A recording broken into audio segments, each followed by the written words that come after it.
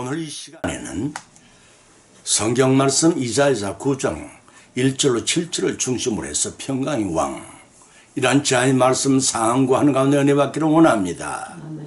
매년 12월이 되면은 오실 아기 예수님을 고대하는 성도들도 아니요 알박한 장사꾼들을 위해 크리스마스 캐롤이 제일 먼저 성탄절에 임박했음을 알려줍니다. 기독교를 검지한 불교 국가도 회교 국가도 사람이 사는 곳이면 어느 지역에서든 캐롤이 울려 퍼집니다. 하나님 모르는 사람은 참다운 성탄의 의미를 알지 못한 채 들뜬 가운데 한 해가 마감되는 12월 보낼 준비를 하는 달로만 알고 분주히 살아갑니다.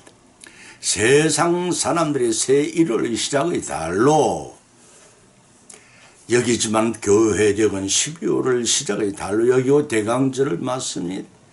대강절에는 강림절이라는 단어만으로도 사용합니다. 6세기경부터 로마의 성탄절 이전의 4주 주간을 정하고 확정되어 오늘을 이루고 있습니다. 주님을 기다리는 계절입니다. 여기서 대강절이라는 하문 표기를 기다리되 내릴 강, 절기절, 오실 주님을 기다리는 절기라는 의미를 가지고 있습니다. 주님을 기다리는 계절입니다.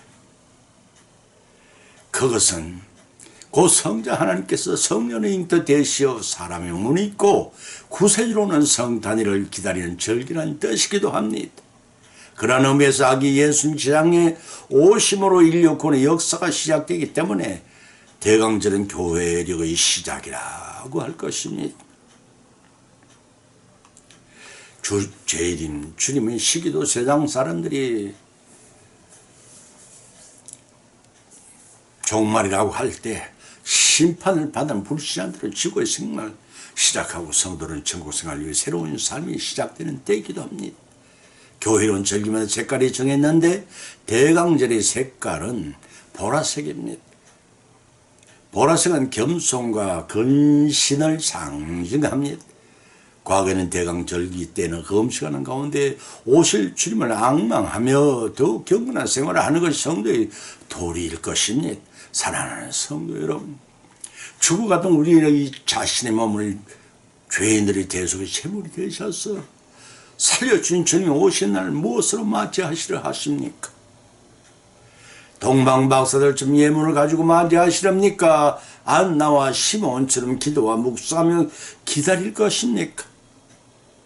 오늘의 본 말씀 상고하는 가운데 피자의 성령의 감동 감화 역사하시며 힘입어 풍성한 은혜 받는 귀중한 시간이 되시기를 예수님의 이름으로 간절히 축원을 드립니다. 첫째는 빛으로 오신 예수님입니다.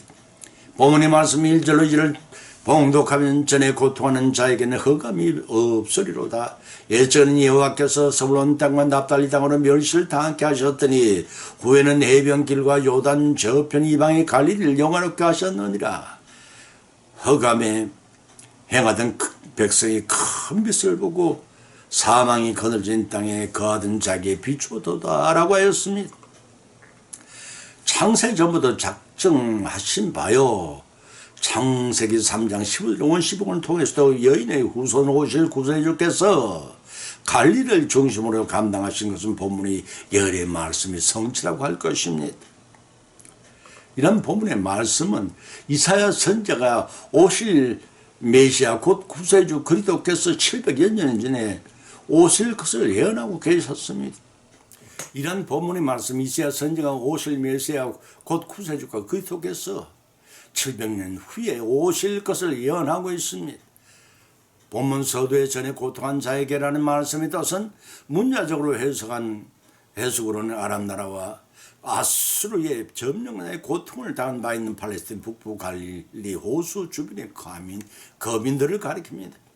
지역적인 위치로 설명하면 서불론과 납달리 갈릴리 호수 서편에 위치한 지역이고 해변의 길은 갈릴리 호수의 동부 해안을 따라 내려가는 길 주변 지역을 가리키고 요단 저편 이방의 갈릴리는 주로 갈릴리 호수 동북방을 지칭합니다.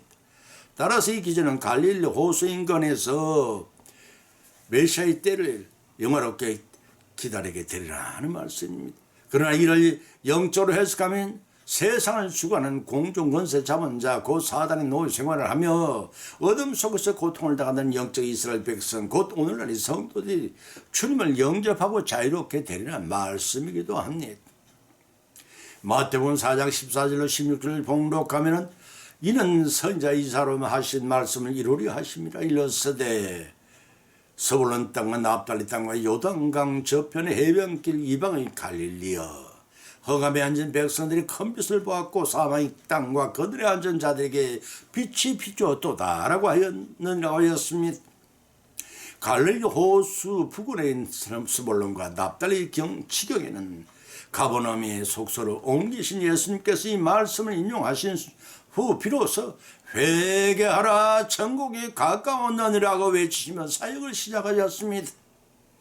갈릴리 호수 부근의 스불론과 납달리 경계 지역에 있는 가버나움의 숙소를 옮기신 예수님의 첫 외치심이었고 복음 전파의 사역을 시작하신 것입니다. 이 말씀은 이사야서 9장 1, 2절에 인용하신 말씀으로서 역사적으로 이스라엘이 남유다 왕국과 북이스라엘이 나뉘어진 이후 북이스라엘 왕 베가 때에 아수르 왕 디글랏빌레셋에게 침략당했다가 구원받는 사건을 가리킨다고 열왕기하 15장 29절에 기록하고 있음을 참조하시기 바랍니다. 예수님께서는 700여 전 이사야서 가버나움으로 이사하시고 이 지방을 전도하심으로 구원의 빛이 비치게 되어 이사야 선지자의 예언이 완전히 성취되었던 것입니다. 예수님 조림사건과 그 사역이 이를 통해 설화나 전설이 아니라 역사적인 사건임을 알 수가 있습니다. 그것은 창세전부터 인류 구속 사역을 감당하시기 위해서 오신 성부 하나님의 구원 계획을 성자 하나님께서 사람의 몸을 입으시고 성취하러 이 세상에 내려오신 생명의 빛이신 것을 확신하는 증거입니다. 요한복음 1장 4절에서 기록하기를 그 안에 생명의 빛이 있었으니 이 생명은 사람들의 빛이라 빛이 어둠이 빛에 어둠이 깨닫지 못하더라고 하였으며 요한일서 1장 2절에서는 또 사도 요한은 이 생명이 나타내신 바 된지라 이의 영원한 생명을 우리가 보았고 증거하여 너희에게 전하노니 이는 아버지와 함께 계시다가 우리에게 나타내신 바 된 자라고 증거하였고 또 동오절에서는 곧 하나님 빛이라 그에게는 어둠이 조금 더 없어지니라고 증거하고 있습니다. 바로 그러하신 예수님께서 어둠 속에 죽어가는 당신의 백성들을 살리시려고 빛으로 오신 것입니다. 그 빛은 바다 그 생명을 얻은 우리들은 이제 태양의 빛을 받았다. 밤에 반사하는 달처럼 희미할지라도 빛과 소금의 역할을 감당하라 하신 예수님의 말씀을 순종해야 합니다. 그래야 새 생명을 주신 주님의 은혜의 만분의 1이라도 갚게 하여 주님의 생명의 빛을 전하는 사명자가 모두 되시기를 기원합니다. 두 번째는 평강의 왕으로 오시는 예수님이십니다. 본문의 말씀 5절로 6절을 봉독하면 어지러이 싸우는 군인의 갑옷과 피 묻은 복장이 불의 습같이 살라지리니 이는 한 아이가 우리에게서 낳고 한 아들을 우리에게 주신 바 되었는데 그 어깨에는 정사를 메었고 그 이름은 기묘자라 모사라 전능하신 하나님이라 영존하시는 아버지라 평강의 왕이 날 것이라 하고 하였습니다. 요한복음 1장 1절 5절을 찾아봉독하면 태초에 말씀이 계시느니라. 이 말씀이 하나님과 함께 계셨으니 이 말씀은 곧 하나님이시라. 만물이 그로 말미암아 지은 바 되었으니 지은 것이 하나도 그가 없이는 된 것이 없느니라 하였습니다.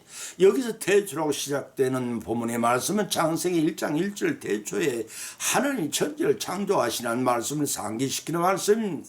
그러나 본질에서의 태초는 영원으로부터 시작되는 출발점이며 삼위일체 하나님께 창조 사역을 시작하는 창조이전의 시점을 가리키는 말입니다. 그 안에 생명이 있었으니 요한복음에는 36회나 생명의 말씀이 나오는데 요한이 본문을 통해 말하는 생명은 곧 영생을 말합니다. 이 영생은 스스로 존재하는 것도 아닙니다. 창조된 것도 아닙니다. 하나님 말씀 안에 선지하고 계신 것입니다. 예수님께서는 그 생명의 빛을 주시려고 말씀이 육신이 되어 이 땅에 오셨는데 평강의 왕으로 오셨습니다. 본문 5절에 어지러이 싸우는 군인이 갑옷과 피 묻은 복장에 불이 습같이 사라지리라는 말씀의 뜻은 모든 전쟁이 불태워 사라지듯이 사라지고 평화와 공의가 시작될 것을 말하고 있다고 이사야 2장 4절과 시편 46편 9절에 밝혀주고 있습니다. 또 이런 한 아이가 우리에게 낳고 한 아들을 우리에게 주신 바 되었는데 라는 말씀의 뜻은 동정녀 마리아의 몸을 빌려 태어나실 아기 예수 곧 임마누엘의 탄생에 대한 구체적인 예언입니다. 그 아기는 비록 하나님의 섭리로 육신이 있고 태어났지만 사람의 성품과 인성과 하나님의 성품과 신성을 함께 주신 바 된 아기인 것입니다. 그 어깨는 정사를 메었고 이 말의 뜻은 고대 왕들이 목과 어깨 사이에 착용하는 금장식띠를 염두에 둔 말씀인데 세상 만사를 통치할 권세를 가지신 분이라는 뜻입니다. 기묘자와 모사라는 말씀은 여러 가지 지니신 예수님의 탁월한 완전한 지혜 곧 전지전능하심을 가리키고 전능하신 하나님이라는 뜻은 원하시면 능치 못하는 것이 없고 원하시면 성취 못하는 것이 없은 절대 권능을 지신 하나님이 지칭합니다. 인간의 생사화복은 물론 천지 만물도 원하신 대로 주관하시고 치리하시는 하나님이시라는 뜻이기도 합니다. 영존하시는 아버지란 영원전부터 자존하셔서 영원히 자기 백성을 보호하실 아버지 하나님을 가리키고 평강의 왕이란 선악과 범죄로 하나님과 원수관계했던 모든 죄인들을 하나님과 화목시키시는 중보자로서의 영원한 평강을 우리에게 주시려고 십자가를 지신 왕이란 뜻입니다. 따라서 예수님께서 다윗과 같은 정치적인 왕으로 오신 분이 아니십니다. 어린 나귀를 타고 주님이 나라를 재건하시고 평화의 왕으로 오신 분이요 지상의 세상 종말 끝에 사단과 악의 추종 세력을 천년 동안 무저갱에 가두어 놓고 천년 왕국을 다스리 보내시어 우리를 영원 천국으로 인도하실 평강의 왕으로 오실 분이십니다. 이를 믿되 나만 구원받는 것으로 족하지 말고 지옥 백성들이 되고 물씬 이웃들에게도 평강의 왕으로 오시는 주님을 같이 맞이할 수 있도록 전하십시다. 전함으로써 천하보다 더 귀한 생명을 구원한 것에 대한 칭찬과 가장 큰 상을 주님으로부터 받으시는 저와 여러분의 여성이 되시기를 주님으로 축원을 드립니다. 세 번째는 공평과 정의로 보존하신 예수님이시라고 했습니다. 본문의 말씀 7절을 봉독하면 그 정사와 평강이 더함이 무궁하며 다윗의 위에 앉아서 그날을 굳게 세우고 지금 이후 영원토록 공평과 정의로 그것을 보존할 것이라 만군의 여호와가 열심히 이를 이루시라고 하였습니다. 본문 서두에 그 정사와 평강이 더 무궁하며 라는 말씀의 뜻은 이러합니다. 메시아이신 예수님께서 통치하시는 하나님 나라의 영속성과 영원한 평화 상태를 말해주고 있습니다. 다니엘서 7장 2절에서 밝혀진 바 있습니다. 예수 그리스도 동정녀 탄생을 알기 위해 나타난 가벨의 천사는 예수도 누가복음 1장 33절에 소개된 바 있습니다. 따라서 하나님 나라의 시민인 성도들은 이러한 진리에 입각하여 세상의 제한적이고도 일시적인 거짓 평화에 만족하거나 아니면 세상의 왜곡된 상황과 환경 때문에 자포자기하는 마음의 태도는 버려야 합니다.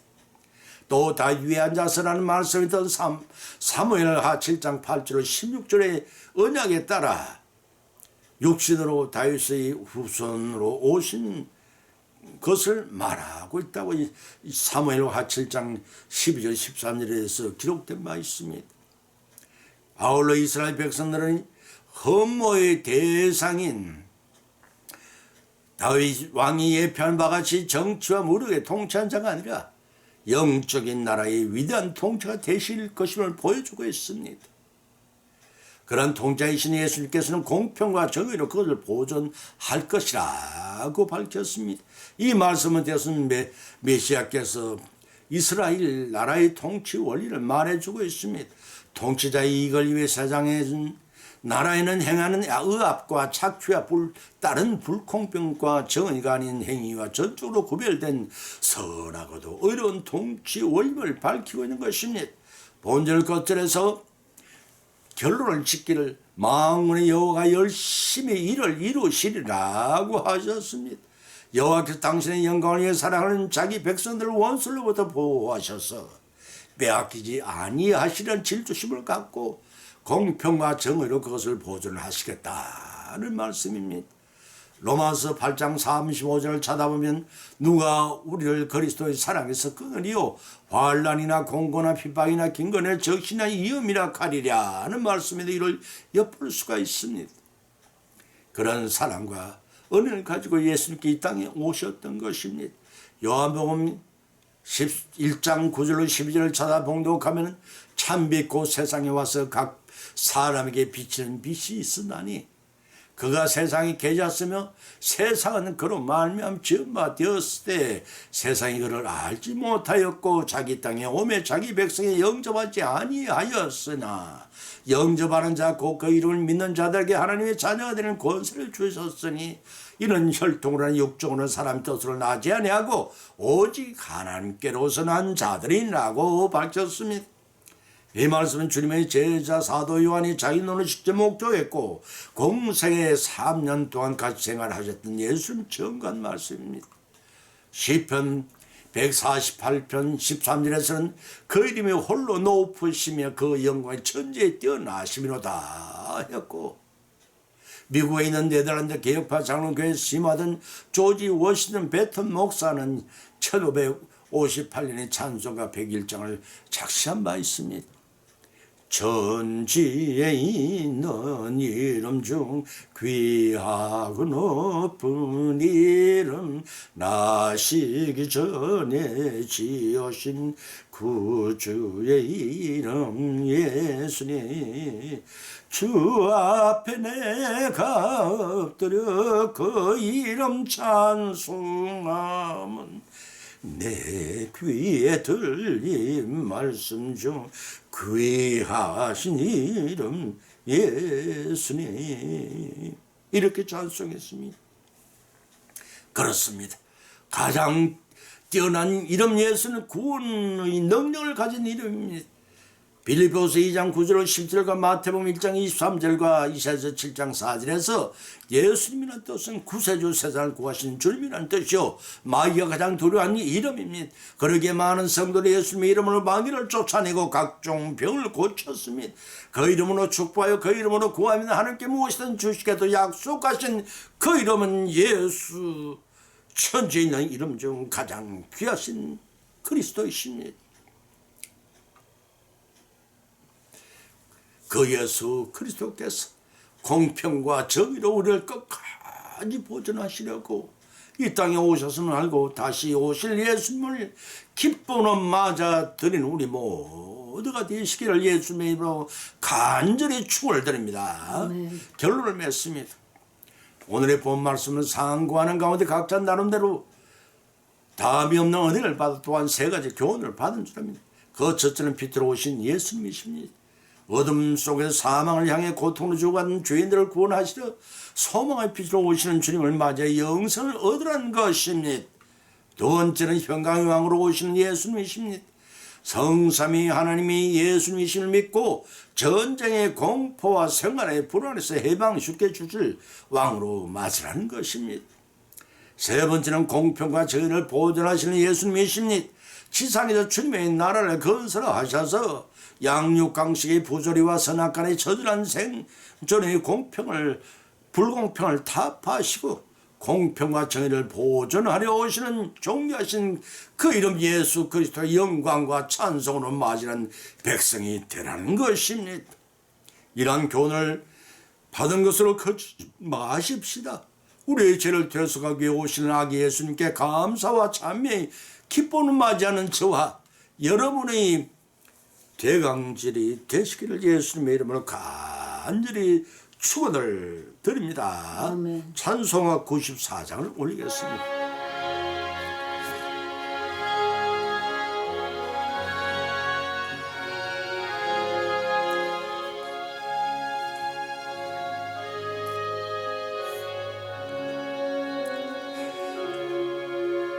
주 예수보다 더 귀한 것은 없네. 이 세상 부귀와 바꿀 수 없네.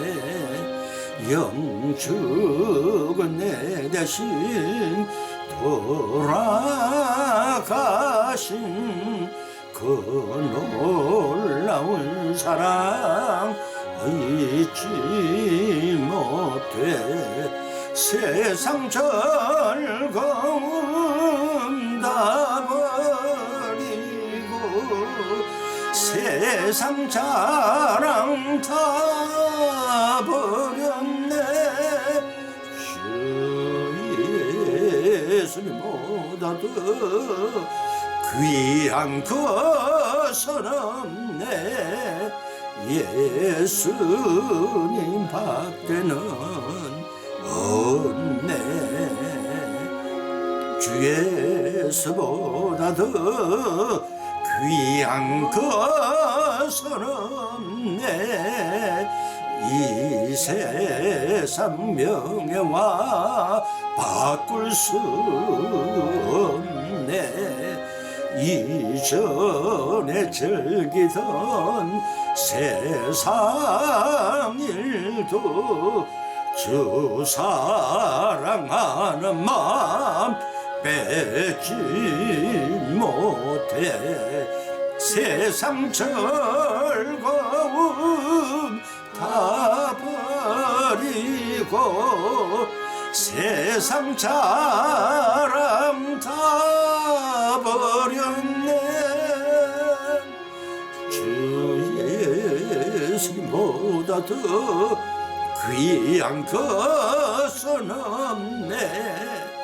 예수님 밖에는